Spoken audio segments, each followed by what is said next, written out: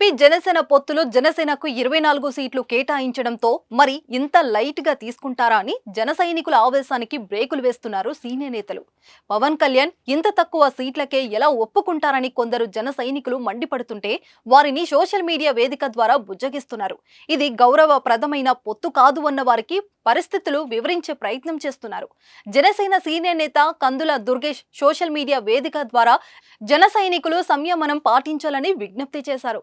మీ business విస్తరించాలనుకుంటున్నారా? మార్చి 16-17 హైటెక్స్ లో franchise India biggest ఫ్రో expo. మరోవైపు జనసేన కూడా అదనపు సీట్ల కోసం ప్రయత్నం చేస్తుందని టాక్ అయితే నడుస్తుంది. ఎందుకంటే క్యాడర్ కి సర్ది చెప్పుకోవాలని చూసినా కొన్ని చోట్ల ఫలించడం లేదు.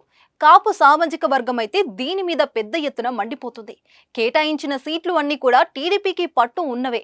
అందుకే కేవలం 5 ఎమ్మెల్యే అభ్యర్థులను మాత్రమే పవన్ కళ్యాణ్ ప్రకటించారు. మిగిలిన చోట్ల ఇబ్బందులు అన్ని సర్దుకున్నాకే ప్రకటిస్తారు అని అంటున్నారు.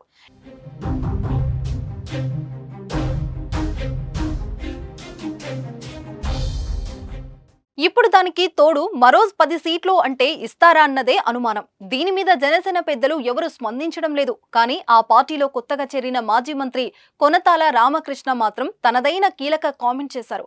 పొత్తులో భాగంగా జనసేనకు మరో 10 సీట్లు కేటాయించే అవకాశాలు ఉన్నాయని అంటున్నారు. కమలం పొత్తు తేలని పక్షంలో ఆ సీట్లు జనసేనకే ఇస్తారు అని ఆయన చెప్పుకొచ్చారు.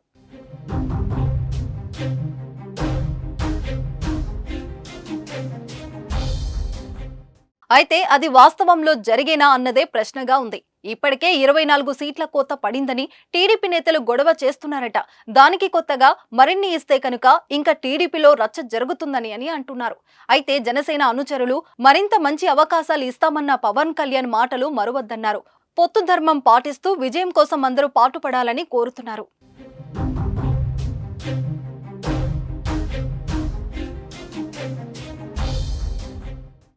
రాజమండ్రి రూరల్ నియోజకవర్గంలోని జన సైనికులకి, వీర మహిళలకి అందరికీ కూడా నమస్సుమాంజలి. కొన్ని పరిస్థితుల నేపథ్యంలో మన పార్టీ అధినాయకత్వం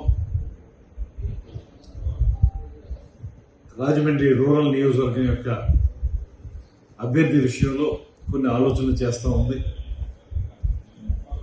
అది ఏ రకమైన నిర్ణయం అయినప్పటికీ కూడా మన పార్టీ నాయకులు కానీ, కార్యకర్తలు కానీ, ఇతర వ్యక్తులు కానీ ఎవరో కూడా ఆవేశకావేశాలకు లోను కావద్దని, ముఖ్యంగా మనమందరం కూడా సుశిక్షితులైనటువంటి సైనికుల మాదిరిగా పనిచేసేటువంటి వాళ్ళం. మనం ఎటువంటి పరిస్థితుల్లో కూడా మన సంయమనాన్ని కోల్పోవద్దని, అంతా మంచి జరుగుతుందని, మన పార్టీని విజయ తీరాలకు తీసుకెళ్ళటమే మనం ధ్యేయంగా పనిచేయాలని కోరుకుంటున్నాం.